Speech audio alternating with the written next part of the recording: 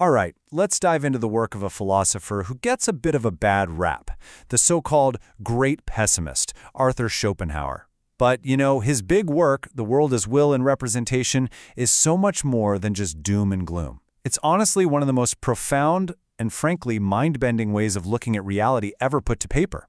So, Schopenhauer just comes right out of the gate with this bombshell of an idea. He asks you to consider something pretty radical. What if the world you see, everything you perceive with your senses, the device you're watching this on, the room you're in, even your own body, what if none of it is the real reality? What if it's all just a fabrication? Okay, so if our world is a fabrication, what is it exactly? Well, according to Schopenhauer, the whole universe we experience is basically a projection, an illusion that our own mind is creating. And he has a very specific name for this illusion. He calls it the representation. And honestly, the best way to wrap your head around this is to imagine we're all walking around wearing a VR headset that we can never, ever take off. Everything we see, hear, and touch is filtered through our mind's own software, things like space, time, and cause and effect. It's why the very first sentence of his book is, "The world is my representation." We're not seeing things as they really are. We're seeing them as our minds let us. This, of course, leads to the million-dollar question, right? If everything we know and experience is just the show, just the projection on the screen, then what's running the projector? What's behind the curtain?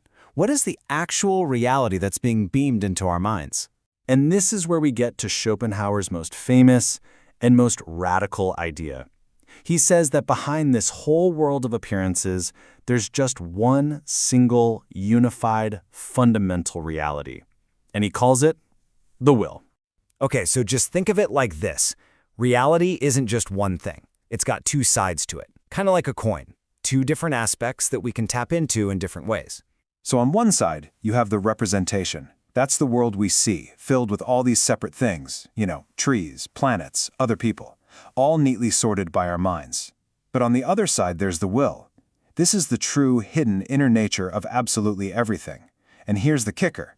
We can't see it out there in the world, but Schopenhauer says we have one and only one direct access point, our own bodies. Now, it's absolutely crucial to understand what he means by the will. This isn't your personal will, like, I will go get a coffee. No, this is a single, blind, cosmic force. It's just this constant, aimless, restless striving. It's the raw energy that makes a plant push up through the soil and what pulls the planets in their orbits. And, most importantly for us, it's the engine behind every single one of our desires, our urges, our wants. It's like the chaotic, messy source code running the entire simulation we call reality. And this is where we get to the heart of Schopenhauer's so-called pessimism. Because this fundamental reality, this will, well, it has some pretty grim consequences for our day-to-day happiness. Just think about it for a second.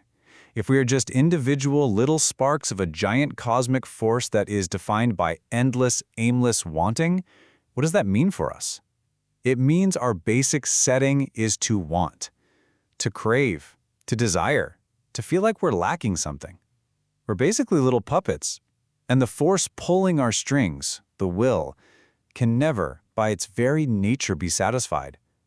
Its whole deal is striving, not arriving. Schopenhauer summed up the entire human experience with this one devastatingly brilliant metaphor. He says all of life is suffering because we're stuck on this pendulum. The pain part, that's the striving, the wanting, the desire. But what happens when you finally get the thing you want? Well, that little moment of satisfaction disappears almost instantly, and it's replaced by boredom. This empty feeling that just makes you cook up a new desire. And just like that, the pendulum swings right back to pain. We're caught in this endless loop. So, are we just doomed? Are we stuck on this pendulum forever? Is that the whole story? Well, not quite. For all his dark outlook, Schopenhauer does actually offer us a way out. He gives us a couple of escape hatches from the tyranny of the will. He lays out two paths to freedom. The first one is kind of a temporary truce. Art. Think about when you're totally lost in a piece of music or just staring at a beautiful painting. For a moment, you become a pure observer. You don't want anything from it. You're just looking. In that moment, the will goes quiet. It's like a little glitch in the matrix. The second path is the permanent fix, asceticism. This is the path of the sage or the saint, someone who sees the striving will inside themselves and just decides to opt out. By denying desires and living a simple, disciplined life, you can starve the will and find a kind of deep, lasting peace.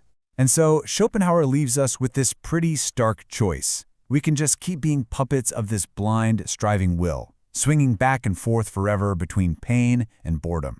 Or we can try to find our own liberation, either in brief moments of beauty or through the really difficult work of self-denial. So, is it a bleak, hopeless philosophy? Or is it actually a radical invitation to find a kind of peace that the normal world can never, ever give you? That's for you to decide.